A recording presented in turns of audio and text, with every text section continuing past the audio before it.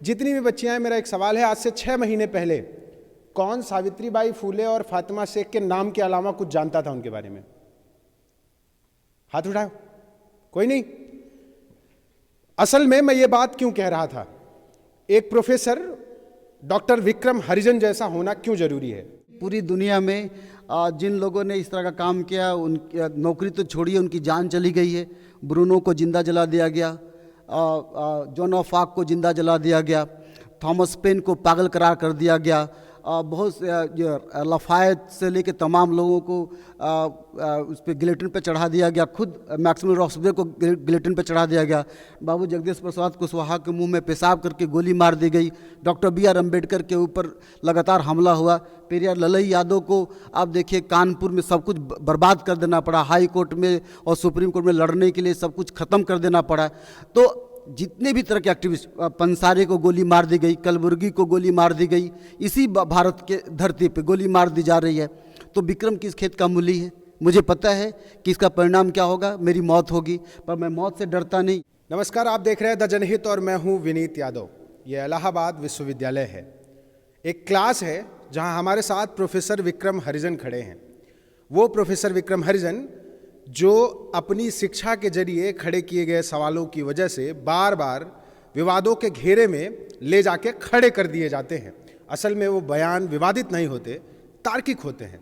और तर्क का खतरा इतना है कि दिल्ली यूनिवर्सिटी में प्रोफेसर लक्ष्मण यादव हों, डॉक्टर रतनलाल हों, डॉक्टर रीतू हों, या इलाहाबाद यूनिवर्सिटी में प्रोफेसर विक्रम हरिजन लगातार लोगों के टारगेट पे होते हैं, निशाने पे होते हैं। हमने सोचा इनकी क्लास में ही चला जाए, आखिर निशाने की वजह क्या है। कुछ फाइलें हैं मेरे पास इनके छात्रों की, और असाइनमेंट दिया है इन्होंने अपने MA के स्टूडेंट्स को। असाइनमेंट्स के टॉपिक देखिए, डॉक्टर भीमराव अंबेडकर का जीवन परिचय, फूलन देवी पे एक छोटी रिसर्च इनकी स्टूडेंट ने लिख रखी है। ये मुस्कान सिंह है, इनका टॉपिक है, मैं आपको बता दूं, बेवे विल्सन। मैलाड होने पर इनका जो सर पे मैलाड होने पर प्रतिबंध लगाने पर इनका ठीक ठाक काम था। बहुत सारे हमारे दर्शक ऐसे होंगे जिन्होंने इनके बारे में पढ़ा ही ना हो। पंडिता रमाबाई पे एक छोटी सी रिसर्च है और बहुत शानदार है। बच्चे जो काम कर रहे हैं इनके दिशा निर्देश में, वो आप देखकर बहुत खुश होंगे। लेकिन मेरा उद्देश्य ये था ये बताने का कि एक प्रोफेसर टारगेट पे कब आता है, जब वो संदेश दे रहा होता है समाज के नाम, वो संदेश जिसकी ज़रूरत समाज को हो। जो टारगेट लेकर वो यूनिवर्सिटीज़ में आता है, जब बदलाव की तरफ वो काम करता है, तो लोगों के टारगेट पे आता है। सर, ये जो छात्र हैं आपके, जो काम आप इनके लिए कर रहे हैं या जो आप इनको पढ़ाने के जरिए समाज में संदेश दे रहे हैं, ये बच्चे जब बाहर जाएंगे तो कुछ कमाल करेंगे, उम्मीद करते हैं। लेकिन उस कमाल से पहले आपको रोकने की साजिशें क्यों रची जा रही हैं? सबसे पहले विनोद भाई धन्यवाद। और साजिश इसलिए की जा रही है ताकि मैं मार्जिनल हिस्ट्री या ऐसे अनवॉइस हिस्ट्री को समाज में न ला सकूं। इतिहास एक कॉन्स्पिरेसिकल सब्जेक्ट है और सरकार हमेशा चाहती है कि अपने ही इतिहास को किसी तरह से पढ़ाया जाए, और वो ऐसी इतिहास पढ़ाना चाहती है ताकि बच्चे गुलाम हो।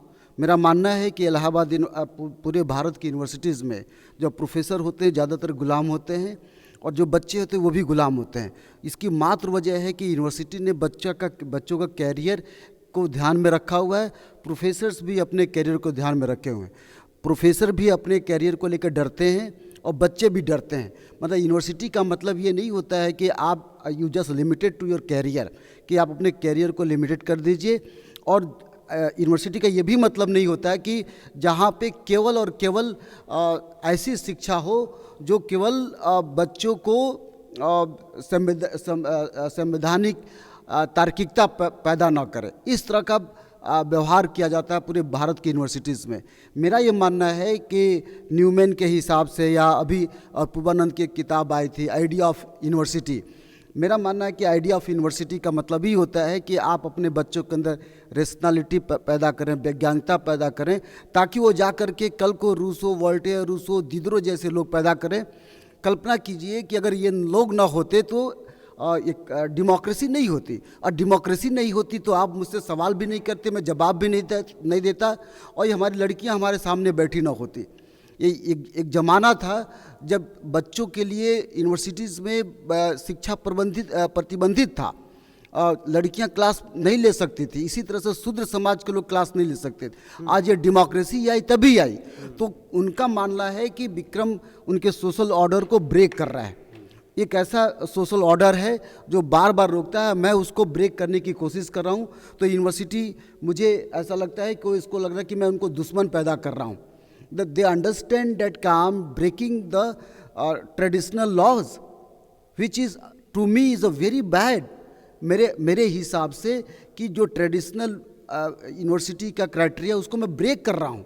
मैं चाहता हूँ कि हमारे बच्चे नए नए सवाल जवाब करें, सवाल पूछा जाए, चाहे वर्तमान सरकार हो, चाहे इससे पहले की सरकार हो, चाहे हिस्ट्री से रिलेटेड सवाल। मसलन आपको एग्जाम्पल देना चाहता हूँ, इन किताबों के माध्यम से, इस असाइनमेंट के माध्यम से डिस्कवरी ऑफ इंडिया लिखी गई और इसको पूरे इतिहासकारों ने ये कहा कि सबसे अच्छी ग्रंथ है। महात्मा गांधी का स्वराज हिंद लिखा गया, ये माना गया कि सबसे अच्छी ग्रंथ। लेकिन वहीं पे ज्योतिबा फुले ने, साहू जी महाराज ने जब अपनी किताब लिखे, रामस्वरूप वर्मा ने, तो कहा गया कि नहीं भाई, ये तो एकेडमिक राइटिंग है ही नहीं है, कोई रेफरेंस नहीं है, कोई किच नहीं है। तो अगर आपकी डिस्कवरी ऑफ इंडिया, आपका आप हिंद स्वराज अगर अच्छी किताब मानी जा सकती है, तो रामस्वरूप वर्मा की किताब अच्छी किताब क्यों नहीं मानी जा सकती? ज्योतिबा फुले की किताब अच्छी क्यों नहीं मानी जा सकती? सावित्रीबाई फुले की किताब क्यों अच्छी नहीं मानी जा सकती? न कल इतना रामायण, महाभारत, इन सभी मिथिकल ग्रंथों को आपने कहा दिया कि दुनिया का सबसे बड़ा भंडार है, तो इनकी राइटिंग को क्या क्या कहें? फूलन देवी को आपने कहा कि डाकू है। फूलन देवी के दर्द को तो आपने देखा नहीं। सावित्रीबाई फुले का दर्द, फातिमा शेख के बारे में, रसूल के बारे में आपने नहीं जाना। तो मेरा ये कोशिश है कि आपकी जो हिस्ट्री राइटिंग है वो क्वेश्चनेबल है मेरी तरफ से, और मैं उसी को अपने मार्जिनल हिस्ट्री के माध्यम से बच्चों को पढ़ाने का प्रयास करता हूँ, ताकि उनके अंदर तार्किकता हो। आने वाले में मैं नहीं जानता कि बच्चे उस तरह से बनेंगे कि नहीं बनेंगे, लेकिन मैं एक ऐसा पौधा तैयार करने की कोशिश कर रहा हूँ कि आने वाले वर्षों में जो हमारे बच्चों का अधिकार है, जो मार्जिनल सोसाइटी का अधिकार है, उन अधिकारों को वो प्राप्त कर सके। जैसे कि फ्रांस में हुआ, जैसा कि रेनेसा काल में हुआ। भारत में रेनेसा क्यों नहीं आ पाया? हमको नवजागरण काल के रूप में पश्चिम बंगाल से एक काल निकलता है, उसको नवजागरण काल। बेसिकली ये नहीं था, यह आर्य समाजियों का आंदोलन था। और मेरा मानना है कि नवजागरण, आप रेनेसा अगर इटली में आता है, उसी की कॉपी करने का प्रयास, जब राममोहन राय विदेश में जाते हैं, जब उनको फ्रांस की क्रांति देखते हैं तो उनको लगता है कि बहुत अच्छी क्रांति है, हम भारत में आके क्रांति करेंगे। लेकिन भारत में जब आए तो वो अब अपने ब्राह्मण होने के नाते अपने रसोइयों को लेकर चले गए कि दलित के हाथ से खाना खाएंगे तो गलत हो जाएगा। आर्य समाजियों ने कहा कि जातिवाद नहीं है, वेदों की ओर लौटो, तो उन्होंने रूढ़ पे हमला करने की तो कोशिश नहीं किया। Doctor B.R. Ambedkar annihilation of caste में लिखते हैं कि ये जो आर्य समाज के लोग हैं ये बहुत प्रोग्रेसिव हैं। मसलन सबसे बड़ा एग्जांपल इलाहाबाद यूनिवर्सिटी का देखिए, CMP डिग्री कॉलेज आर्य समाजियों का है, ईश्वरसन डिग्री कॉलेज आर्य समाजियों का है। यहाँ पे तमाम कॉलेजेस हैं जो आर्य समाजियों का कॉलेज है। लेकिन जब जाति की बात करें तो आप जाकर उठा के देख लीजिए किस कास्ट के लोग वहाँ पे भरे पड़े हैं। एक तरफ से कहते हैं कि जातिवाद खराब है, दूसरी तरफ से अपनी ही जाति में अपनी जाति के लोगों का रिक्रूटमेंट करते हैं, अपनी ही जाति के लोगों को भर्ती करते हैं, और क्लास में उसी तरह की पढ़ाई की जाती है। अब शादी ब्याह का मौसम आएगा तो नहीं, कोई नहीं कहेगा कि नहीं ठीक है तुम दलित लड़के से प्यार करो, तुम दलित लड़के से शादी करो। इस तरह का मसला दिखाई पड़ता। तो ये जो डुअल स्टैंडर्ड का आर्य समाजियों का रहा है, चाहे पूरा नवजागरण काल, भारत में इसी वजह से कभी क्रांति नहीं हो पाई, कभी नहीं। मैं ये भी नहीं मानता कि गौतम बुद्ध की क्रांति बड़ी क्रांति रही। जितनी भी भारत में क्रांति वो रिलीजियस क्रांति के रूप में रही है। तो क्या मतलब आप क्रांति करना चाहते हैं? अपनी नौकरी दांव पर लगाकर आप क्रांति करना चाहते हैं? अब जितने भी पूरी दुनिया में जिन लोगों ने इस तरह का काम किया, उनकी नौकरी तो छोड़िए, उनकी जान चली गई है। ब्रूनो को जिंदा जला दिया गया, जॉन ऑफ आर्क को जिंदा जला दिया गया, थॉमस पेन को पागल करार कर दिया गया, बहुत लफायत से लेके तमाम लोगों को उस पर गिलेटिन पे चढ़ा दिया गया, खुद मैक्सिमम रॉक्सबेल को गिलेटिन पे चढ़ा दिया गया। बाबू जगदीश प्रसाद कुशवाहा के मुंह में पेशाब करके गोली मार दी गई। Doctor B.R. अम्बेडकर के ऊपर लगातार हमला हुआ। पेरियार ललई यादव को आप देखिए कानपुर में सब कुछ बर्बाद कर देना पड़ा, हाई कोर्ट में और सुप्रीम कोर्ट में लड़ने के लिए सब कुछ ख़त्म कर देना पड़ा। तो जितने भी तरह के एक्टिविस्ट, पंसारे को गोली मार दी गई, कलबुर्गी को गोली मार दी गई, इसी भारत के धरती पे गोली मार दी जा रही है। तो विक्रम किस खेत का मूली है? मुझे पता है कि इसका परिणाम क्या होगा, मेरी मौत होगी, पर मैं मौत से डरता नहीं।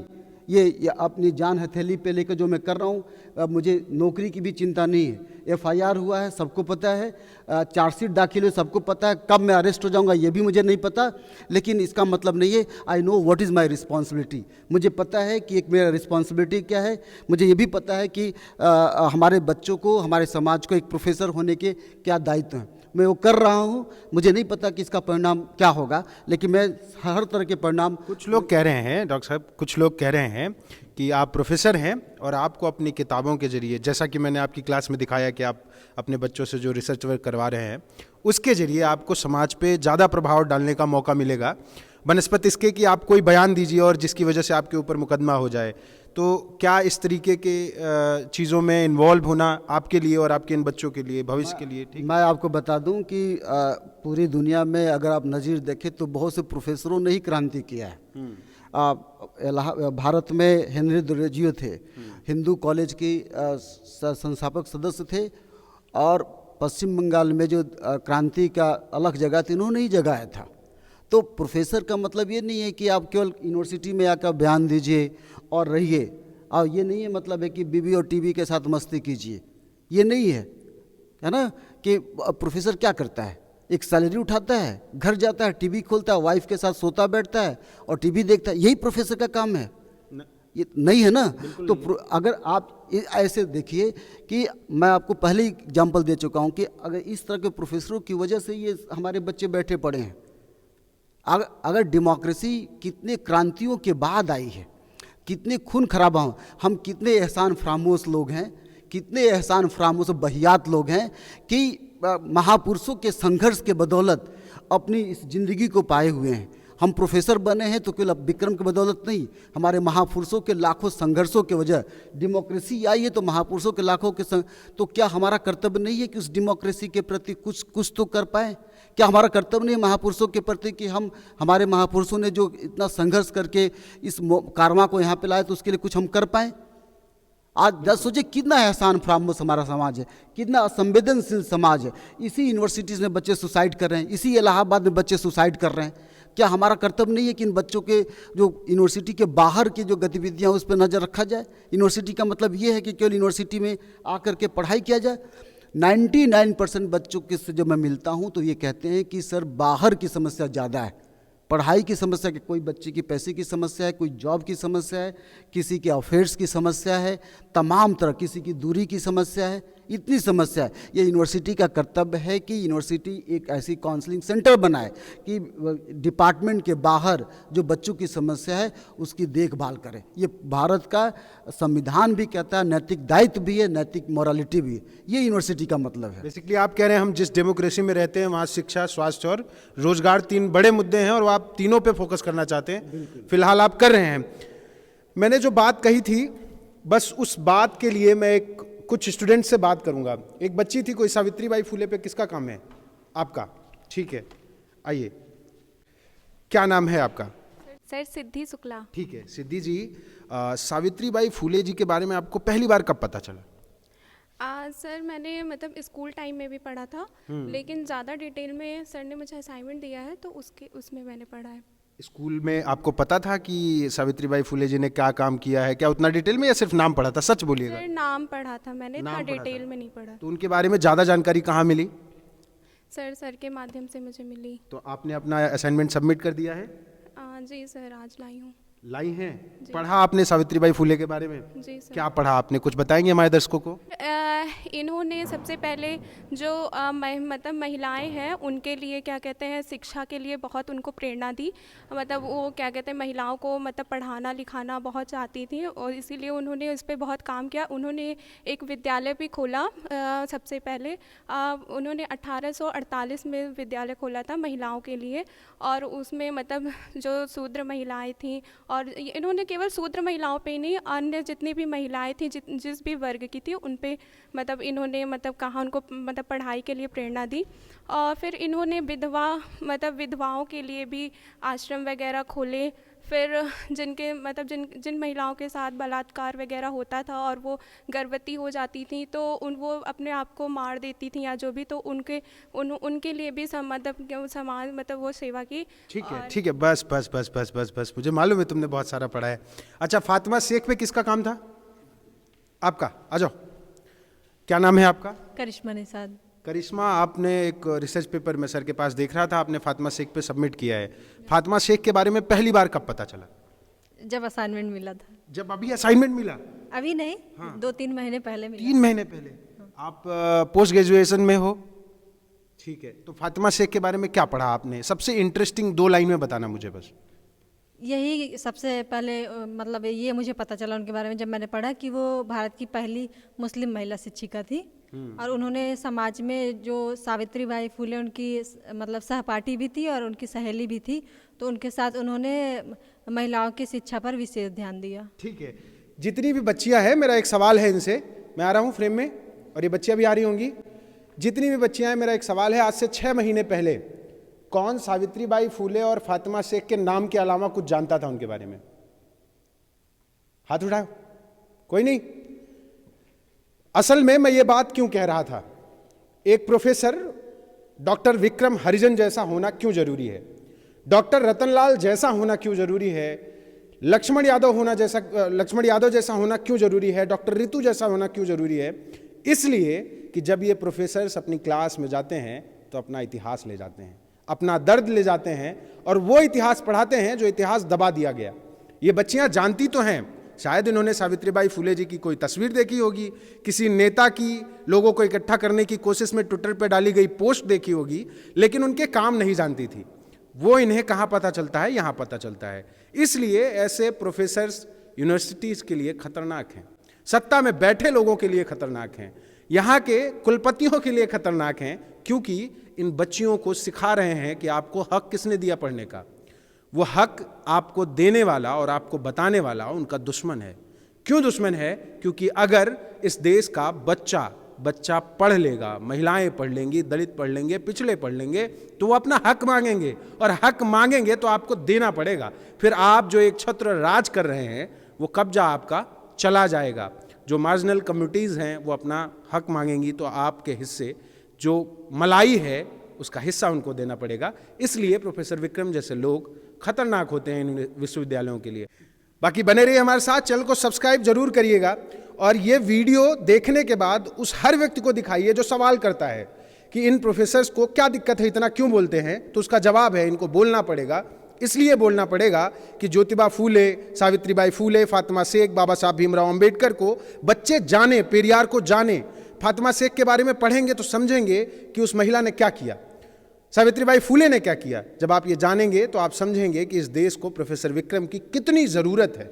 इन विश्वविद्यालयों में एक कह सकते हैं आज़ाद माहौल, स्वतंत्र शिक्षा की कितनी ज़रूरत है। बाकी बने रहे हमारे साथ, चैनल को सब्सक्राइब जरूर करिएगा और लोगों तक ये वीडियो पहुंचाइए जिससे उनको समझ में आए ऐसे तमाम डॉक्टर्स, प्रोफेसर्स का महत्व। धन्यवाद।